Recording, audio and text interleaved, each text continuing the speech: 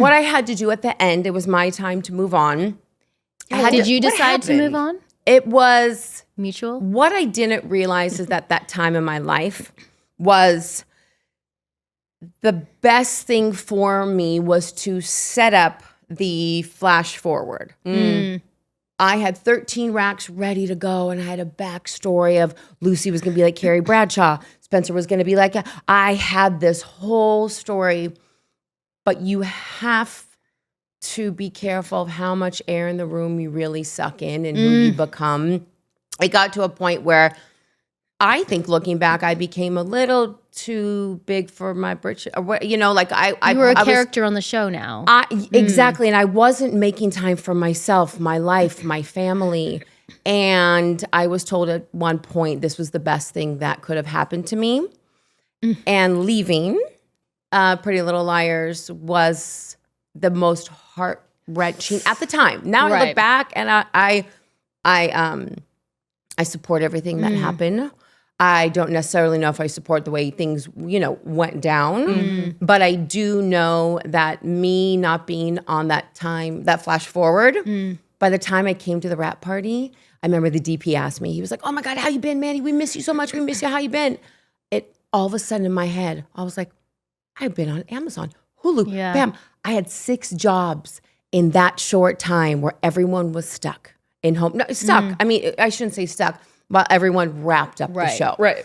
So was it my choice? I'm going to say no and yes on that one is be careful what you manifest. Be careful what you ask for. Yep. Because when you say, oh my God, I don't know if I want to be here. I wish I was here. doing something else. And things don't happen to you, they happen for you. And I know that sounds so cheesy. It does, but I live by it every single day. It's so true. It happens for you. Same. I thought everything would be ruined after I left the show. I talked to all the girls. I talked to Marlene. I talked to her wife. I talked to, God bless Holly Marie Combs. I was at her wedding.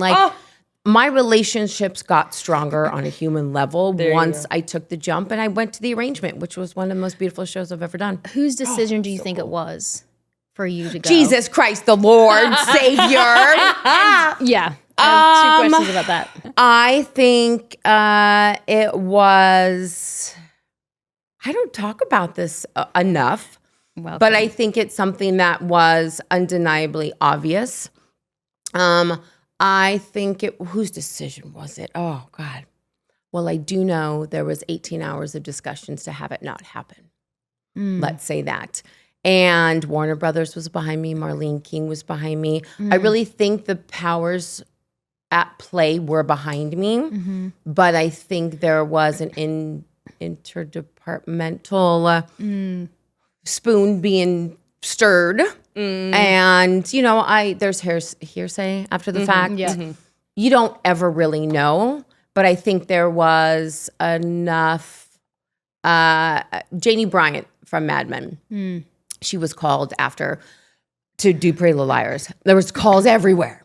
And she called me and she was like, I'm not going to touch that show. She said, why aren't you there? And I said, it's my time to move on. And she said, honey, if you were on a pedestal, someone's going to kick you off at some point. Yeah.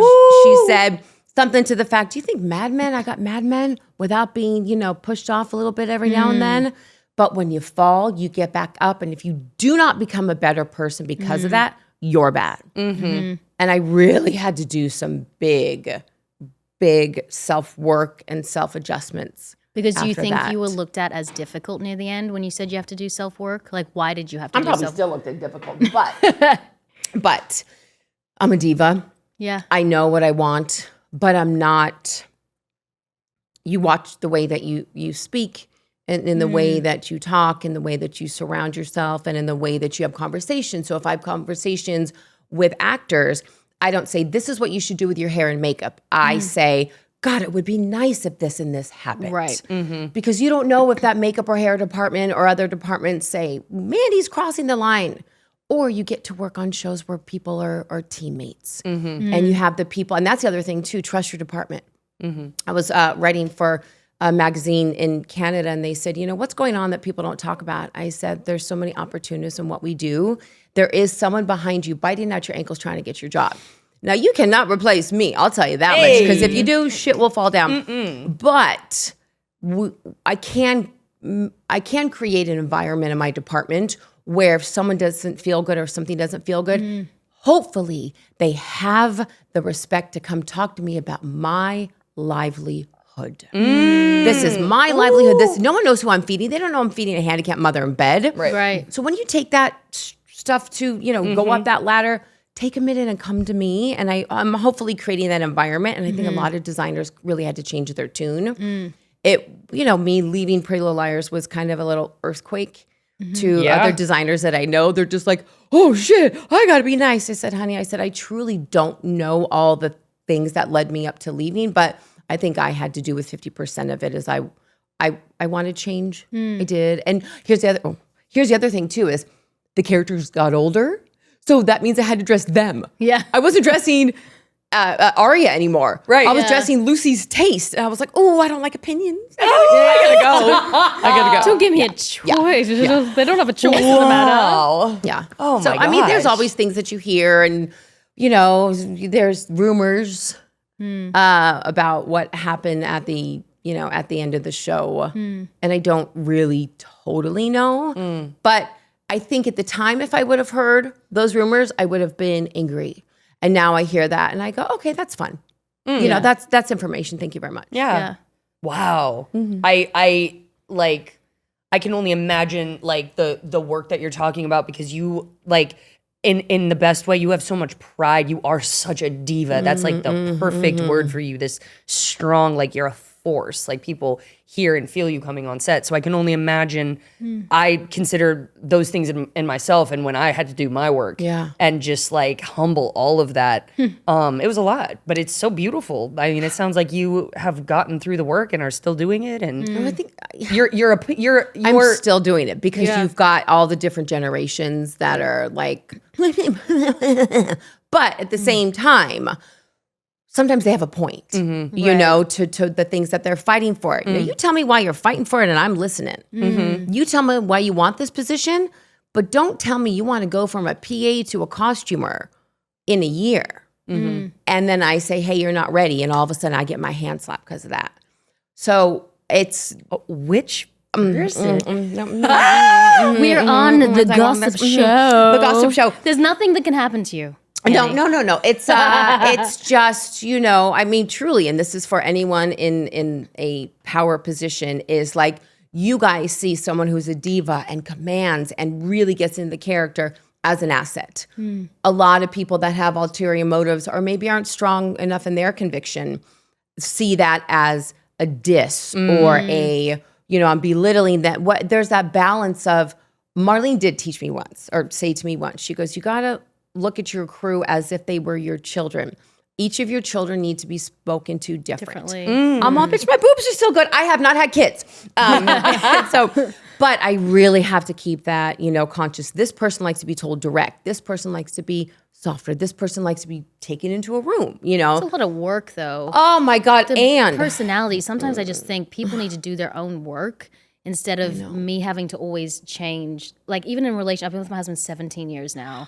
And it just, I've learned. And you're 25. That's crazy. God, I know. I know. You just look so amazing. We shouldn't talk about that. We shouldn't talk about that. But I've learned so much more when I listen and when I lead without my id and my ego, and lead with empathy. Like that's what I'm trying to learn right now, is having, because I have 2 children and their anxiety comes out as anger, and anger to me is very triggering. And my husband also gets worked up and anxious, and then he'll sort of come at each other. But that's just fear. We're both just like vomiting fear on each other, and just like leading right now with empathy. And I think ultimately as artists, when you lead with empathy, it's like you can't do anything wrong because you're trying to understand someone, even if they're even if they're acting like a piece of shit. No, you nailed it. You're just like, ooh, I sometimes go, ooh, I see your pain. Yeah. And I'm taking myself out of it.